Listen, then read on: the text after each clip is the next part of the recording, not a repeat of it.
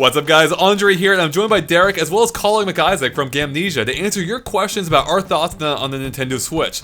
Now, we already had a full discussion yesterday, probably yesterday, I don't know when I'm posting these exactly yet, about our thoughts of the Switch 1 month in, but now we're going to drill down a little bit deeper into your specific questions about what we think. So let's go start off here with Juan, who asks, was a lack of original games at launch an issue for you? So, Colin, let's start with you. What do you think about that? Not at all. I mean, Zelda's the only game I need right now.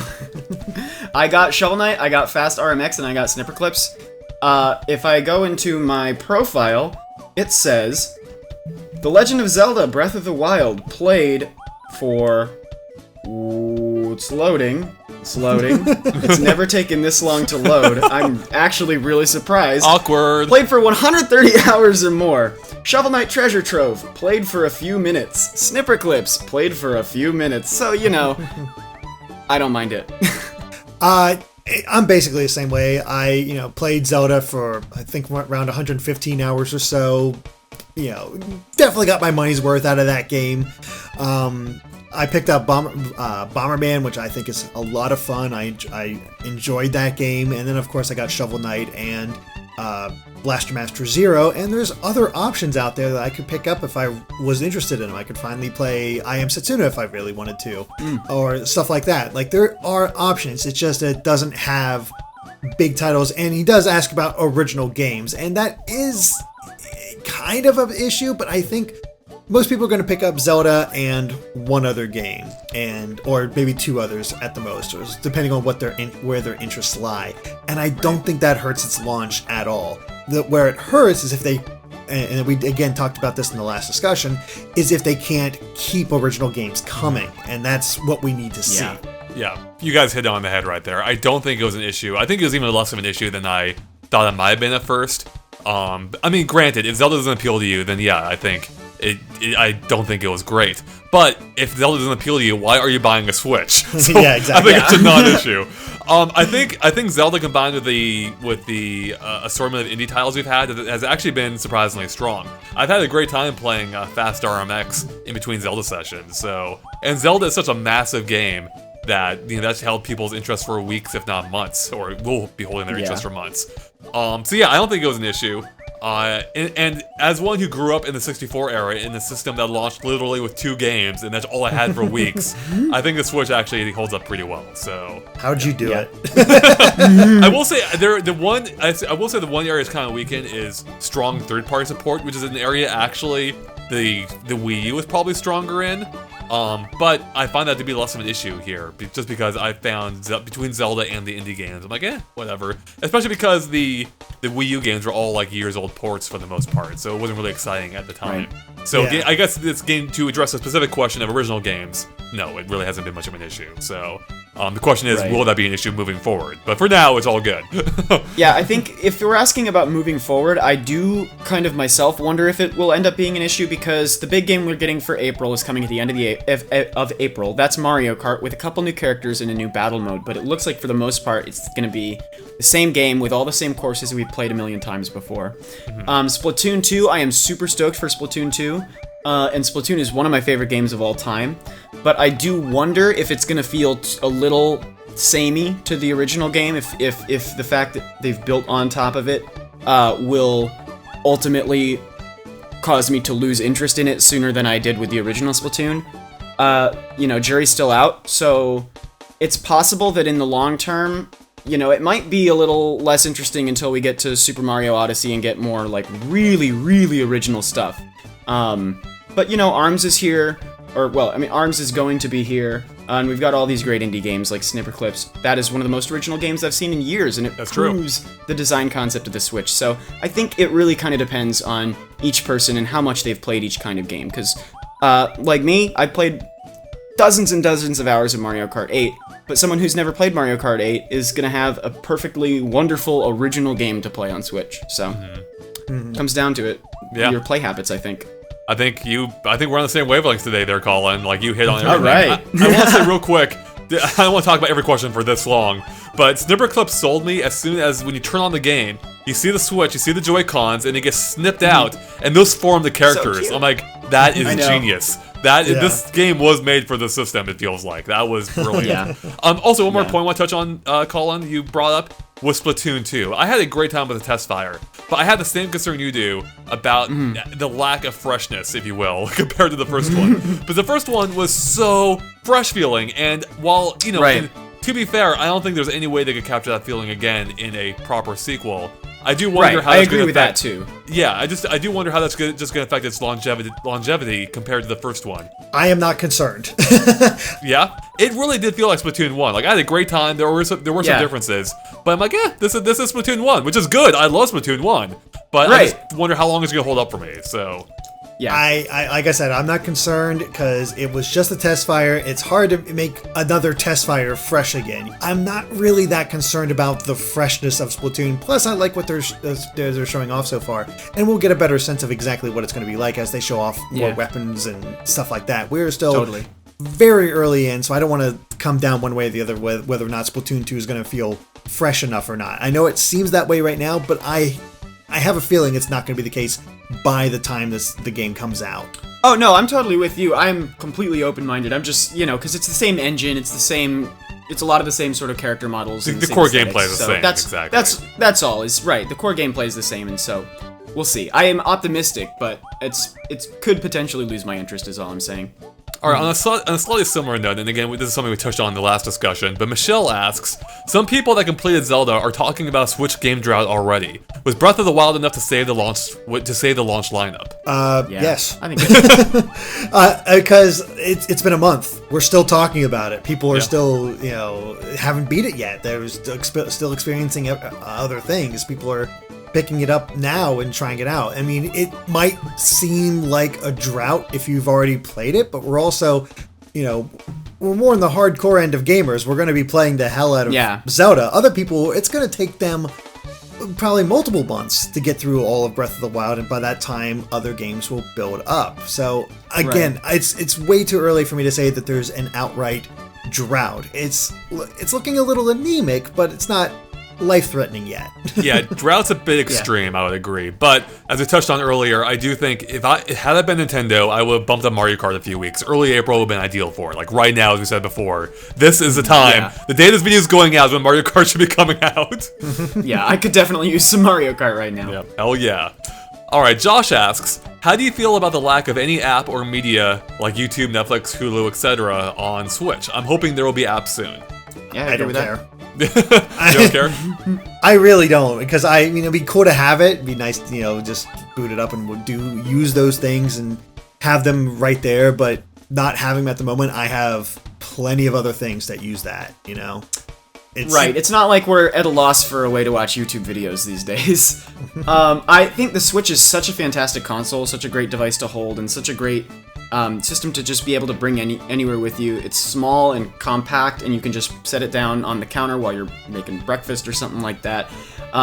It's so sleek and so convenient that I would love all of those apps to be here right now, but I can wait for them. Again, we have plenty of ways to watch Hulu.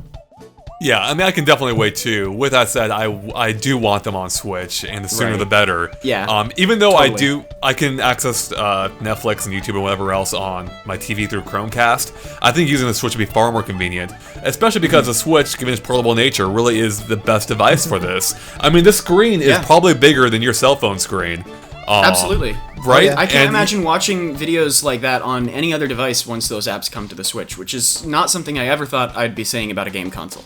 Yeah, exactly. And now that you can take Switch with you anywhere, you can keep watching exactly where you left off. Particularly now that Netflix has introduced download offline watching, right? Yeah. So it just seems like it's too good of a system not to have these apps soon. So hopefully they rectify that. But again, right now, not a big deal. I think it was actually smart for Nintendo to focus on the gaming aspect of the system, just to, again, messaging wise, they were pretty on point to the Switch as compared to the Wii U. So I agree. And this is a recurring theme that we've been sort of talking about, is like right now, 1 month in, a lot of people have been completing Zelda, a lot of people aren't done yet, but I feel like this period where we're talking about where it would be nice to get Mario Kart, it would also be nice to get those apps right now.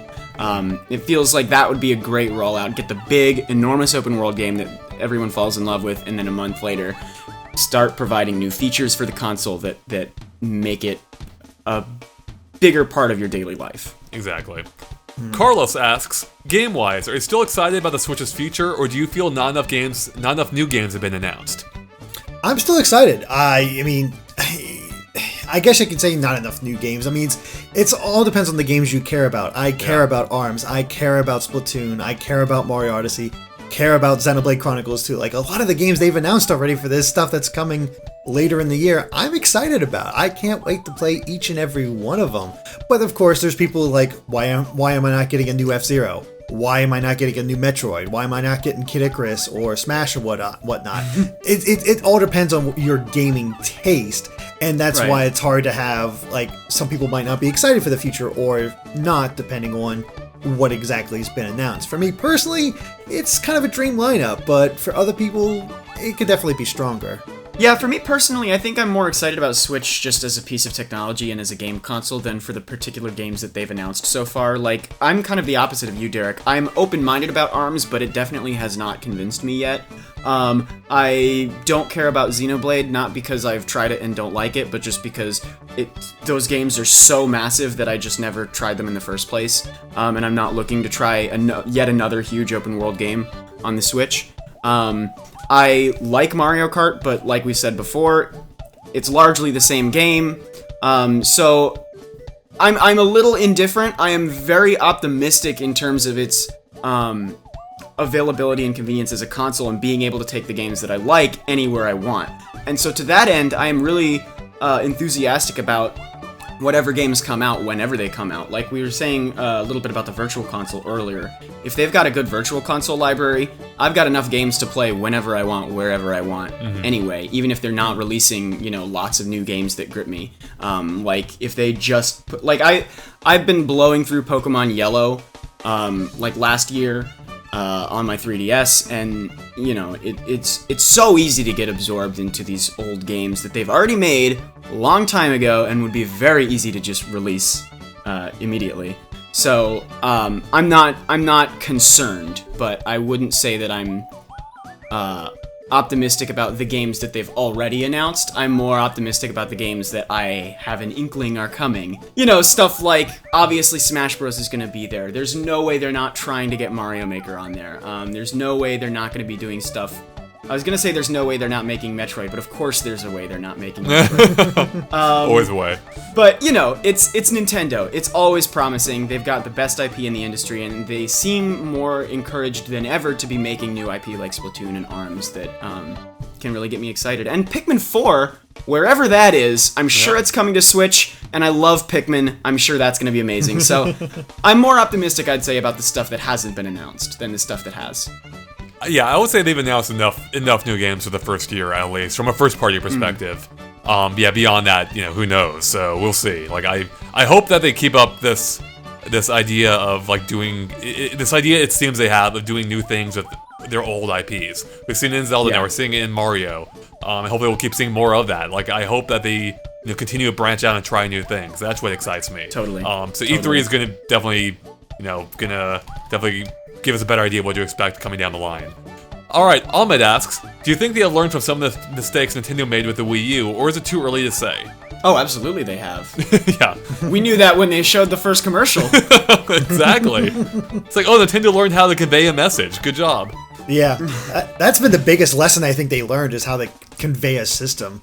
Like, I mean, we talked about this back when the Switch, I don't think even the Switch had launched yet, but they had shown, we looked at the launch trailer for the Switch, and then we looked at the launch trailer for the Wii U, and it's like, oh god, the Wii U just has no life to it, doesn't look interesting at all. It's like, it doesn't sell the concept, it gives you no idea, but a lot of the messaging for Switch has just been on point about what you can do, and I think that's definitely helped them get to the point they are right now.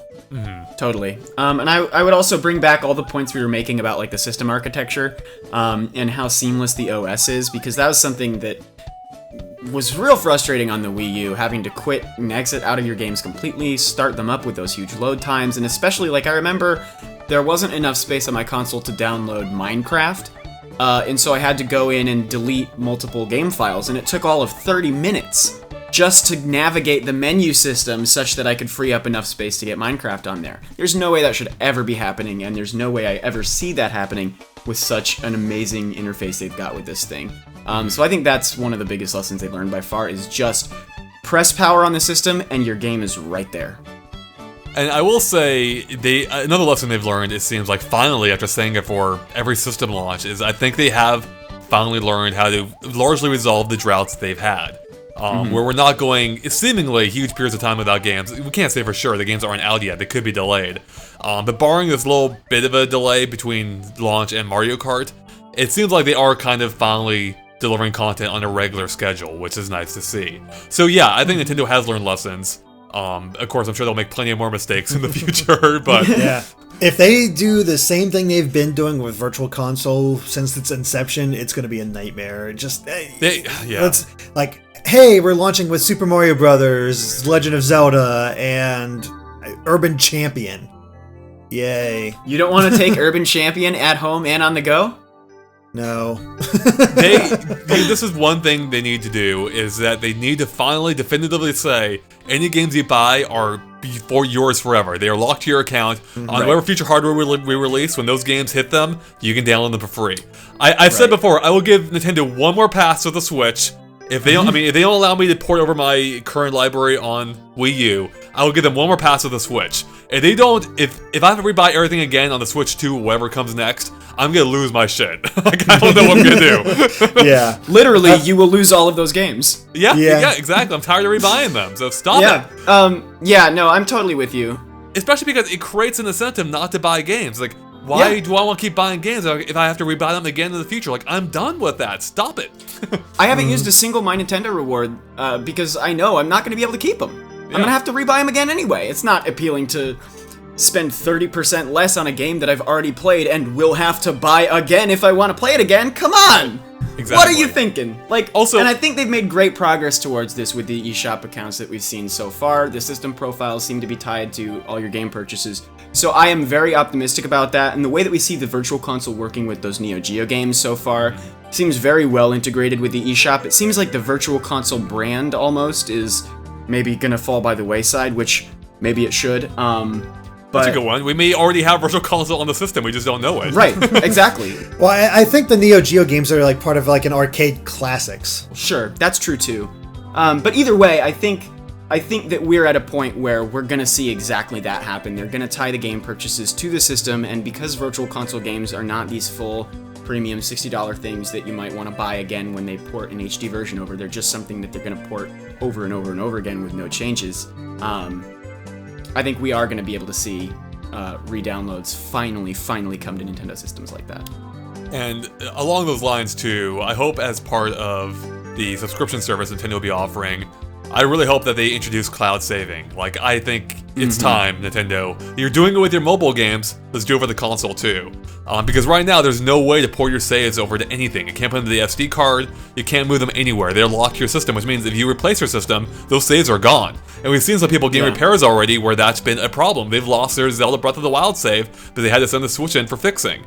I want that to extend, of course, to every game being Virtual Console as well. It'd be awesome if not only can I re-download those games on a future system, like on a Switch 2, but if those saves come with it, so I don't have to rebeat the game again. Heartless Twat asks, do you play more in handheld mode or on the TV? I'd be interested to hear some discussion about that. Yeah, I played more in handheld mode. The reasons I think I also answered in the last one is mostly because of the headphone jack.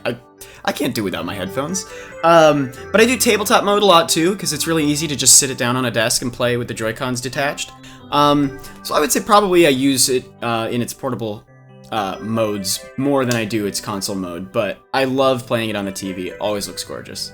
Interesting, yeah. I've been playing it definitely more in TV mode than handheld mode, by far, I would say.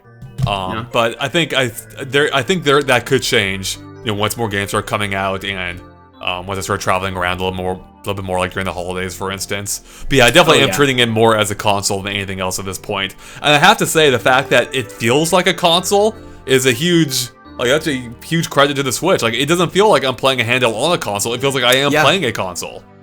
Right. Mm-hmm. Yeah, and I've, been mostly on console as well, not really doing the handheld that often. I'm looking forward to trying out the handheld mode, but I've been mostly using it as a console, and it's fit my needs. Yeah. I've had a lot of fun playing Zelda on the big screen, Yeah, exactly. All right, I have no idea how to pronounce this. Maybe does it feel better than the first month than the Wii U did back in the days? Oh, I didn't buy a Wii U at launch. I didn't get Wii U until I think Rayman Legends came out. Oh wow! Just because I started like working for you for a much more active presence, and it was like, okay, I actually need to pick up a Wii U here, and Rayman Legends was coming out finally. It's like, okay, let's get this system and actually start helping out with coverage on other things. So I needed to get a Wii U at that point, but I had no inclination to get a Wii U at launch. I remember loving the Wii U at launch, but this definitely is so much better. I don't know how much of that is because of the sort of sour taste of the tail end of the Wii U's life cycle with those games I mentioned earlier. But, Breath of the Wild is gotta be one of the most revolutionary games of all time. It's incredible. Everyone is talking about it. Everyone loves it. I still can't get over it. Just for all the praises that I've sung about the Switch so far in the previous discussion we had and today, there's no way that this is feeling better than the launch of the Wii U. I can't say I remember too well exactly. You mean what there's no way feeling. it's not feeling better than the Wii U, right? Right. Yeah. Is that not what I said? Yeah, you said. I think you didn't have a nod in there. Okay. Anyway, yeah, this is better. Switch is great. Okay, right. Yeah, no, I totally agree. I said before when the Wii U came out, like when I got it, I actually I got it a couple weeks earlier from Nintendo, and it sent like all the crap with it too, like games and accessories or whatever else. That was the least excited I'd ever been for a new Nintendo console launch. It didn't feel like it didn't feel like something new. It just felt like something no one really wanted. To be fair, the bigger problem was that the games it launched with didn't do a particularly great job of showing off what the Switch or what the Wii U was about with the gamepad. Right. I mean, there was Nintendo Land, and don't get me wrong, I actually really like Nintendo Land, but as a multiplayer game, not so much a single-player one.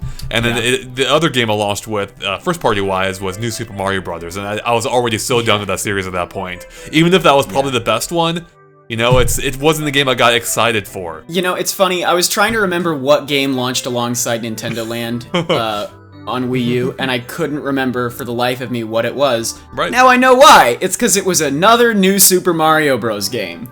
That actually should be what they call them in the future. Another new Super Mario Brothers. Another Super Mario Bros. Oh, goodness. Another new Super Mario Brothers 3. And then you had all the third-party ports, and I think the only original third-party port that I can remember off the top of my head was Zombie U, which I heard was okay. Yeah. It was supposed to be pretty good, I think. By launch standards, maybe, but... Right. Yeah. Mm. Yeah, it just wasn't... like- Yeah, there wasn't any excitement around the Wii U like there was with the Switch. So, and to be fair to the Switch, and, well, I guess the Wii U, rather, I think a lot of that excitement is also because of Breath of the Wild, as you touched on. Oh, Colin. totally. Like, they're working hand in hand. The Switch is an exciting platform, Breath of the Wild is an exciting game, and they're working together to amplify that signal. So, whereas the Wii U only had the hardware, which itself wasn't really that exciting at all. So, yeah. All right. Joshua asks, talk about any concerns you had initially that are no longer present. So that's a bit of a tough one, potentially. Yeah, it is a bit of a tough one. Like, what issues did I have? I guess for me, I would talk about, we touched on this before again as well. The software library in general isn't as weak as I expected to be at launch. I mean, again, Breath of the Wild is huge, but I thought that the lack of third-party games might be a big issue. It hasn't been too much for me. So far, I'm having a lot of fun with playing all these indie games, especially Fast Racing Neo or Fast Racing RMX. And remember, rather. indies are third-party. Just not AAA. That's true. They technically are, yeah. To be more specific, lack of big third-party games, right? Like AAA Totally. games. So. Totally. Yeah, I kind of second that sentiment. I think the real big thing for me, though, again, is the system OS. I really don't think that any system architecture they've made or any operating system they've made for their consoles since the Wii has felt like a real modern piece of consumer technology. Maybe the 3DS early on, but the menu is very similar now as it was in 2011. So, this really feels like a modern piece of technology, and that's the biggest thing that I like about it, is it's totally non-intrusive, it is totally seamless, everything just works the way it's supposed to work, and that's what makes it so wonderful.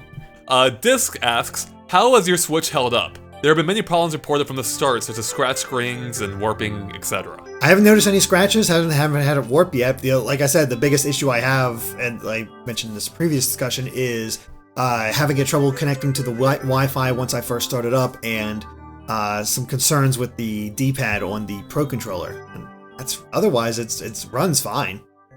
Mine's held up pretty well. No scratches, no warping. The right Joy-Con at some point, the analog stick or joystick or whatever it is, I don't know the technology behind this thing, feels like it's not analog. Anyway, that's a tangent. At some point it seemed to have clicked out of place for no reason, and wouldn't really work anymore. So I actually had to replace my right Joy-Con. But I don't know what caused that. Other than that, you know, it really has given me no trouble whatsoever. I empathize with everyone who has been having these issues with warping and Joy-Con desyncing and stuff, but there seems to be no sorts of real system-destroying flaws that I found with this thing, so... Yeah, mine's holding up fine, too. I don't even have a screen protector on mine, even though I got sent one. I'm just kind of anti-screen protector in general. But that was, to be fair, I decided not to put it on back when I thought the Switch screen was glass and not plastic, which I since found out is plastic. So far, though, it's holding up. I don't have any scratches at all either. But I will admit I'm a little bit more inclined to put a screen protector on now that I know it's plastic. But one of the advantages of plastic, though, is it's much more shatterproof than glass. I think that's why Nintendo went with it. We've seen videos of people dropping the Switch over and over, and that screen holds up. It'll have some scratches on it, but it won't crack instantly like your phone might without a case or something.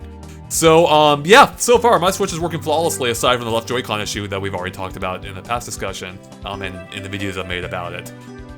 So yeah, I'm pretty happy with it. No warping, like, we can only ever talk from our own experience, but I don't want to say anything definitively, but it does feel like some of these issues have been blown up a little bit beyond what they should have been, perhaps. Like, sure. You see 3 instances of Switch warping, and suddenly it happens to every Switch. Like, that's definitely not the case.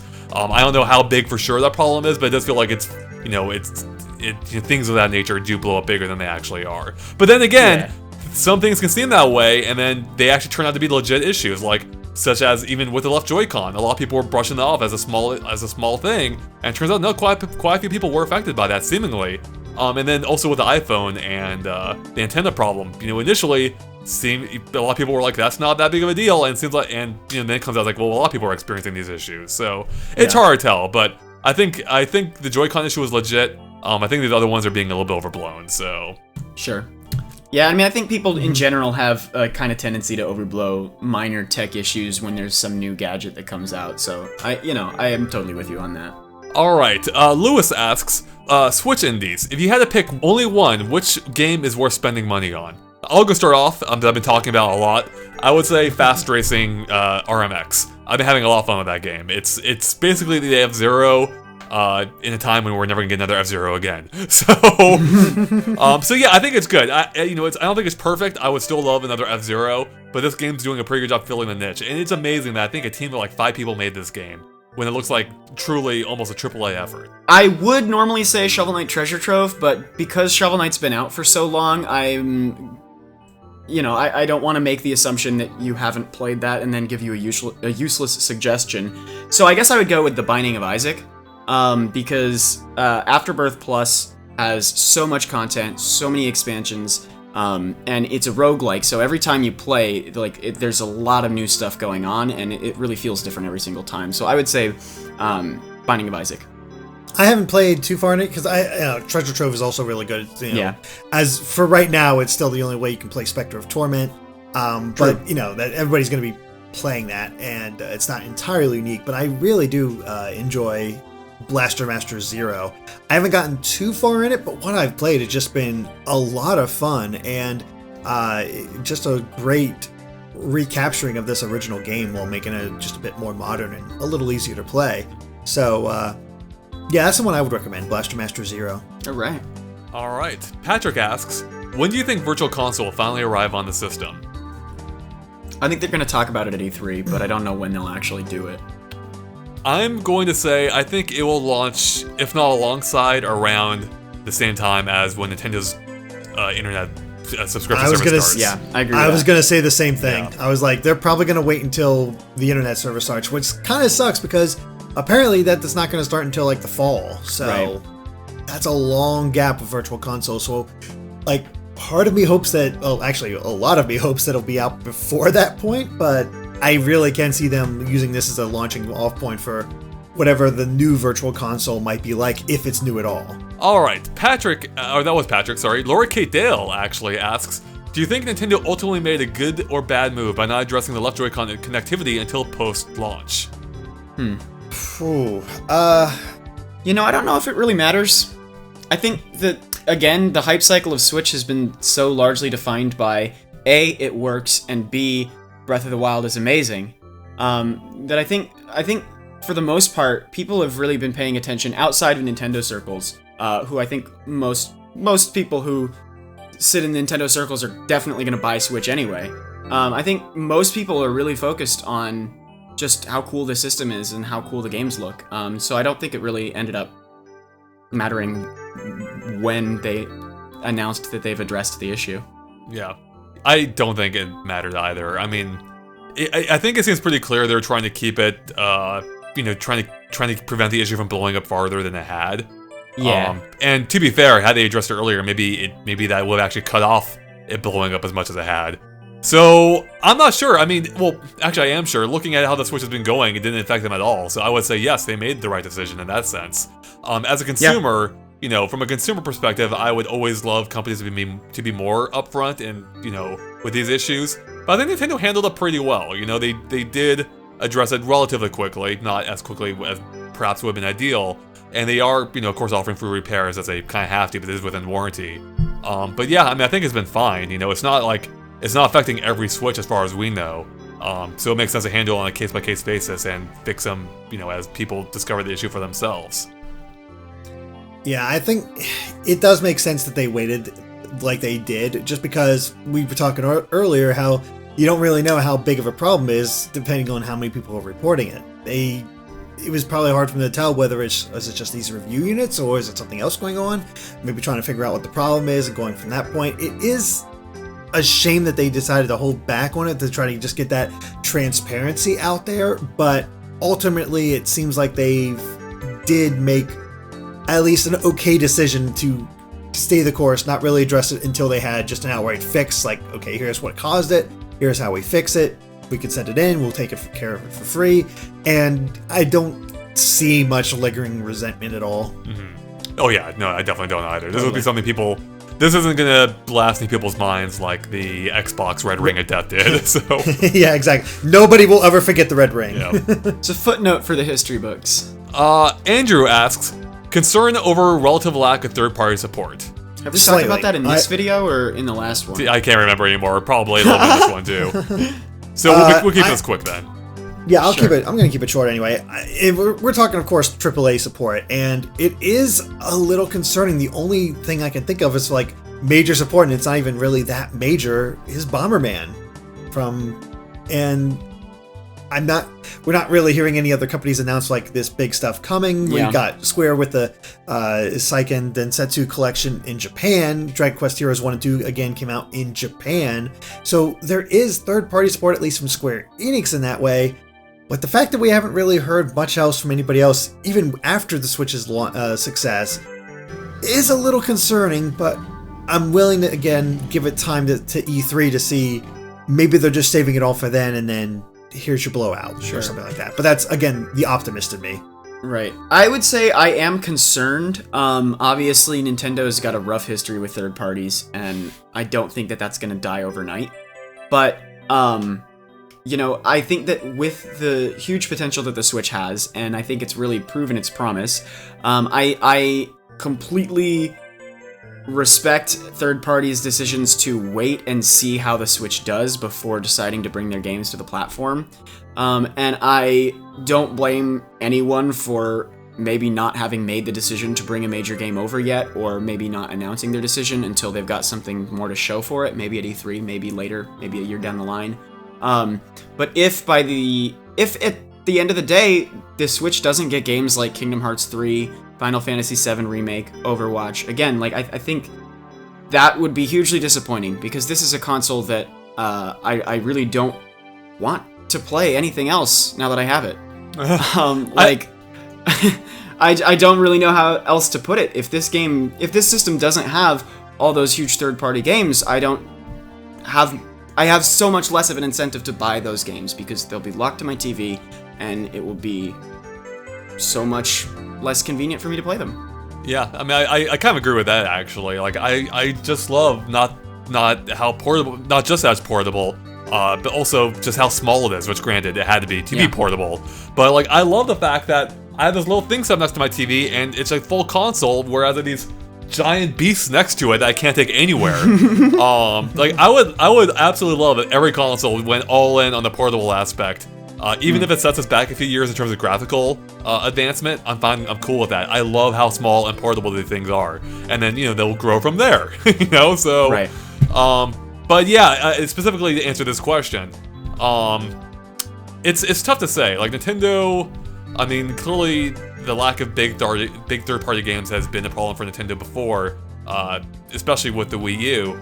But we've had, Nintendo survived with or without it before, and now that Nintendo's going all in on the Switch seemingly, hopefully, with them supporting a single platform, I don't know if it'll be as big of an issue as it would have been on past consoles. So I hope we get AAA titles from third parties, but I'm not holding out a ton of hope for it. We may get a couple of them, but I'm kind of thinking that it's going to be the typical Nintendo situation here, where they're few and far between. Set your expectations low, and then you'll be delighted to find out that they've been broken. Exactly. All right, unfortunately, I lost the name for who submitted this question, so apologies to whoever submitted it. But they're asking, how has the battery life held up for you, and have you been using the many ways to play the Switch, like tabletop, portable, no grip, etc. I think we kind of touched on that already. So let's talk about the battery specifically. How has the battery life been for you guys so far? I couldn't tell you. Right, you play at home mostly. Yeah, I would say I use it mostly in handheld form, but the dock is so easy to just place it into and charge it. Battery has really not ever been an issue for me. I think the rare cases where it has run out, I have looked at the battery notification and thought, I have been playing too long. So I never mind it. I don't think when it tells me that it's about to run out, and that's not often that it does that. Yeah, the Switch is different. I mean, it's in a different era now. I mean, again, I already stopped playing handheld games when phones came out, as I said earlier, either here or in the previous discussion. And so I feel like battery life isn't as important now for a gaming-focused device. Because if it dies, I still have my phone on me to keep me entertained. Like, it's more about getting a console experience now, and of course there's no way to give you 10 hours of battery life if you're playing Zelda Breath of the Wild out of the house. Yeah. So, I mean, there is a part of it too, expectations, changing because of the games I'm playing. But yeah, I haven't found it to be an issue. Like, it's so easy to charge this thing. You just drop it in the dock when you're home, or you just plug in a USB-C cable. Yeah, it hasn't been that big of an issue. Like, I'm just impressed I can play a console caliber experience out of the house at all. Playing a game like Fast Racing RMX, it still blows my mind. Like, that looks great on that screen, and I can get about 3 plus hours out of it on the device. So, and again, like, it's now more like, whereas with the Game Boy and Nintendo DS even, I was using those mostly like to completely divert my attention from whatever boring task I was doing, like sitting on a bus or whatever. But now that we have smartphones, like, it's now just augmenting that experience. So there's so many different ways to distract yourself these days. The future's wonderful. Right? All right. Maiko asks, you gotta have some speculation of games to come. You gotta. So I guess he's asking, what games do you think might come to the Switch that haven't been announced? So despite what I said earlier, I'm gonna throw out a totally out there prediction. I think we actually will see F-Zero again this generation. Within the next 3 years, I think we will see F-Zero again. Okay. All right. I could see that. I'm gonna say that because more of the focus is going to be on getting the Wii U version of Smash on the Switch, that's going to leave time for Sakurai to actually develop a different title, and I really hope it's going to be a Kid Icarus sequel, because that game deserves a second chance to be played in a comfortable way and look gorgeous on your TV or play portable. I would love to see a new Kid Icarus game actually get made. I would say, so obviously Smash, but if we're gonna make calls for games that we think are coming that haven't been announced, I think Mario Maker is gonna be on Switch, and I think that, oh my god, it was on the tip of my tongue and I can't believe I just forgot it. I don't know. We'll come back at some point. Mother 3. Going off of this, there you go, Mother 3. Going off that, when do you guys think we'll actually hear what Retro's been working on all these years? E3. This E3 for sure. Yeah. It's time. This E3 for sure? Yep. Yeah. Is it Metroid? Something new? Donkey Kong 3? I don't know if it'll be Metroid, and I don't think it'll be Donkey Kong. Yeah, I have no idea. I have no idea what it could be. Yeah. So, but I'm excited. couldn't tell ya. It has been, I think, 3 years now since Tropical Freeze. So Oh my god, it's only been 3 years. Wow. it seems longer, doesn't it? Time's weird, man. It really does. Name a franchise, I'd love to have it on there. Metroid. Pokemon Stars, that's it. That's what I was thinking of. Okay, yeah. That's a good one. Okay. Yep. That's gonna be We'll huge. see. Yeah, if they put Pokemon Stars on the Switch or just a Pokemon main series title on the Switch, I don't even know if it's gonna be Stars. Goodbye, everyone. Oh, it's game over. Yeah. Oh, Totally. yeah. That's huge. Oh, yeah. I mean that right there, I think would kind of cement the proper end of the 3DS's life. I think once it gets that mainline Pokemon title, that's it. So, in fact, I think that really might be the best barometer of anything of whether Nintendo's treating the Switch as their next true handheld as well. Yeah, If I it totally gets agree if it with doesn't get that if it doesn't get that main Pokemon title, that sells it right there. That seals it right there. So. Yeah, and the way the Switches are able to link together, trading, battling, whatever, is still super easy with each other. Yeah. So, yeah, It's true. I have a feeling it's going to happen. Just a matter of whether it's going to be this year or not. It's really hard to tell. It's actually kind of weird that we haven't heard about a new Pokemon title yet. Well, beyond the initial rumors we heard Exactly. a few months ago. Yeah. Right.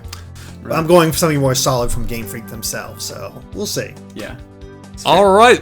And with that, I think that actually covers it. That's most of the questions that All came right. in. So, yeah, I think we did pretty well, guys. I think we covered pretty much everything we can about the Switch for the most part. So, all right, Colin, where can people find you at? Twitter.com. That's at COLINMCISAAC. All right, guys, and of course, stay tuned to GameXplain for lots more on Nintendo Switch, especially with E3 coming up. Only a couple months away, Jesus. and other things gaming as well. Catch you later. Bye.